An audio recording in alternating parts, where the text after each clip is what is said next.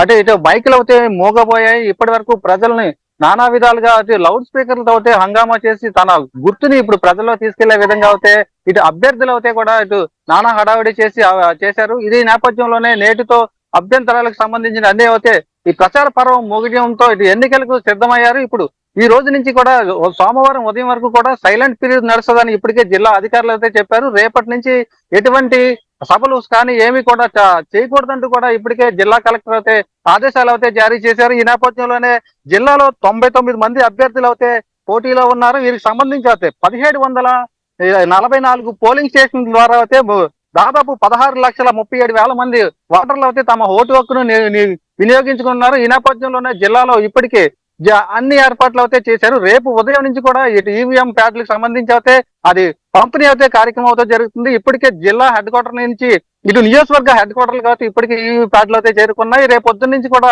అవి పంపిణీ చేస్తారు. సోమవారం ఉదయం నాటికి కూడా ఎక్కడికక్కడ చేరుకుని అయితే ఎన్నికలకు అయితే సిద్ధమవుతున్నారు. అదేవిధంగా జిల్లాలోనే ఎటువంటి అవాంఛనీయ సంఘటనలు జరగకుండా కూడా ఇటు 3,000 మంది కూడా పైగా ఇటు పోలీసులతో అయితే పహారా నిర్వహించారు. అదో పరంగా ఎటువంటి అవాంఛనీయ సంఘటనలు జరగకుండా నేటి నుంచి కూడా 144 సెక్షన్ అయితే విధించి అయితే ఎన్నికలకు సిద్ధమయ్యారు. ఏదైతే ప్రలోభాల పరం అయితే తెరలేపుతారు పార్టీ నేతలు, దీనికి సంబంధించి అధికారులు ఎటువంటి చర్యలు తీసుకుంటున్నారు?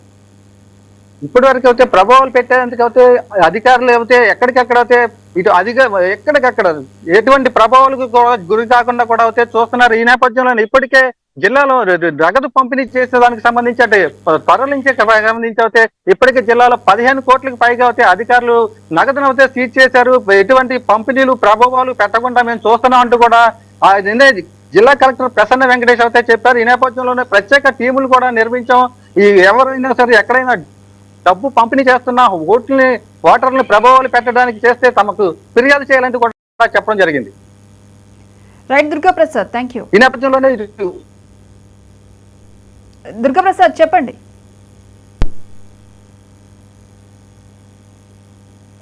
సోమవారం జరిగే ఎన్నికలకు సంబంధించి ఎన్నికలు పూర్తయిన జిల్లాలోనే ఏలూరు హెడ్ క్వార్టర్ లో అయితే సిఆర్ రెడ్డి గ్రౌండ్ లో సంబంధించి అయితే అక్కడ ఐవీ ప్యాడ్ సంబంధించి అయితే స్ట్రాంగ్ రూమ్ ఏర్పాటు చేశారు. ఈ నేపథ్యంలో జిల్లా దుర్గాప్రసాద్ మీ ఆడియో మ్యూట్ లో ఉంది, ఒకసారి చూడండి.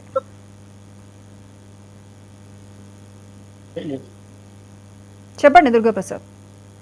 స్ట్రాంగ్ రూమ్ లో అయితే భద్రపరుచున్నారు. ఆ స్ట్రాంగ్ రూముల వద్ద ఇటు కేంద్ర బలగాలతో పాటు ఇటు రాష్ట్రానికి సంబంధించిన పోలీసు బలగాలు కూడా ఇటు వచ్చే నెల 4వ తారీఖున జరిగే వరకు కూడా ఇటు స్ట్రాంగ్ రూముల దగ్గర అయితే పోలీసులు అయితే పహారా కాయనున్నారు.